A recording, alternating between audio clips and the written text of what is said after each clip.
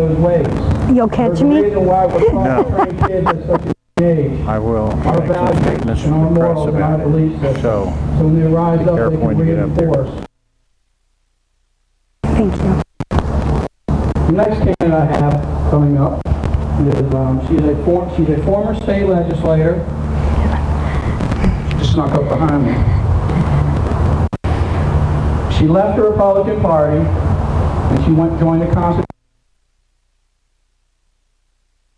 of her values. I think that takes a tremendous amount of courage on her part. Thank you. We've had many conversations over last year or so, and I can tell you that she's a very solid conservative.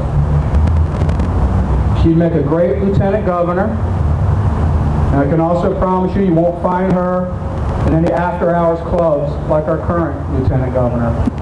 So you get a song, Miss Davis. So before we put Cynthia on,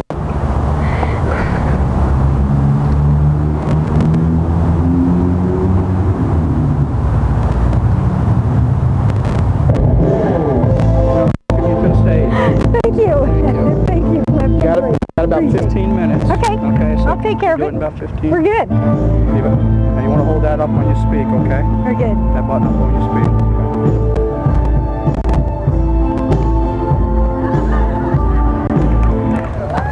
I am so excited!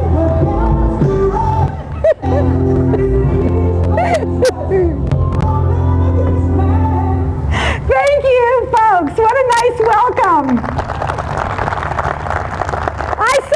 People down here dancing. I know what this is all about. I'm Cynthia Davis, and I'm glad you got to hear from Ed Martin. I'm glad he came and tested the mic for me. And I'm really glad. Now you know why they call us the Dream Team. Ed Martin for Attorney General and Cynthia Davis for Lieutenant Governor. We have what it takes to change the landscape of this state of Missouri right next November.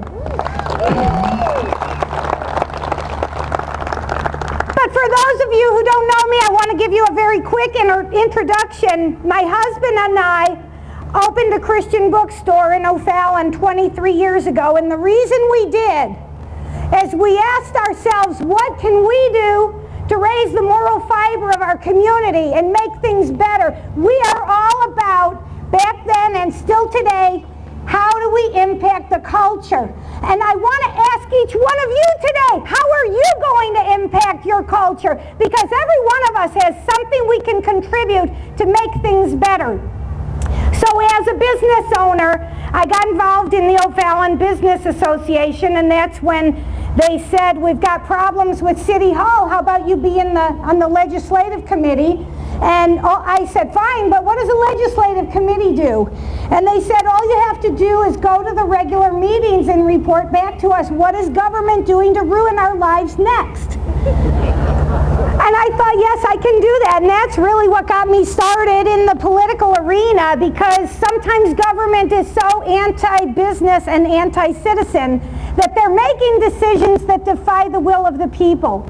So I got in city government and got elected to 5 terms there. And of course, when I was in city government, I found out the real problem was state government. And then once I got into state government, I found out the real problem is the national government.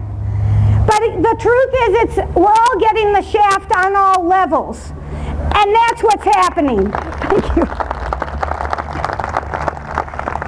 So some people do ask me, why politics, folks? Why do we need to be involved and engaged? And the only answer is desperate times call for desperate measures. You don't know what's going to happen next. We don't know what it's going to take to wake people up. But we have to be engaged and involved now if we're going to keep things the way they are, because our birthright is being squandered every day in this country. And we're losing ground. It doesn't even matter who's in charge. Both Republicans and Democrats are taking the train right off the tracks. And somebody had better explain to me why, if the majority of the Republicans are pro-life, why are we still funding Planned Parenthood?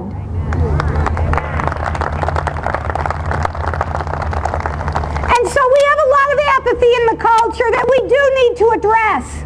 If you left this meeting today and you walked home and found your house was on fire, you should try and put it out. Put water on the fire. Call 911. Get your neighbors involved. Get a video camera and take pictures. But you know what?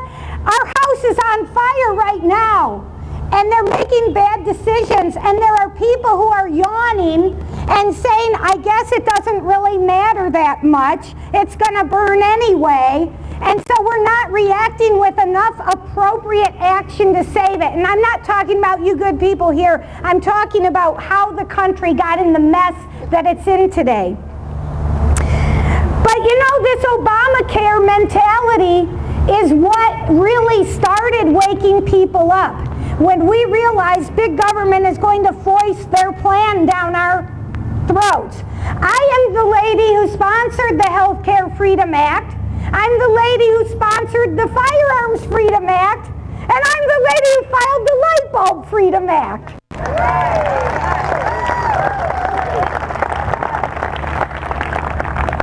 And you know, the patently evil premise behind Obamacare started with our mentality that government owes us everything. And you know, government will never be able to afford to buy us everything. It will go broke, and it is going broke. If you buy car insurance, you don't expect it to pay for your oil changes. And if you buy house insurance, you don't expect them to pay to repaint your shutters.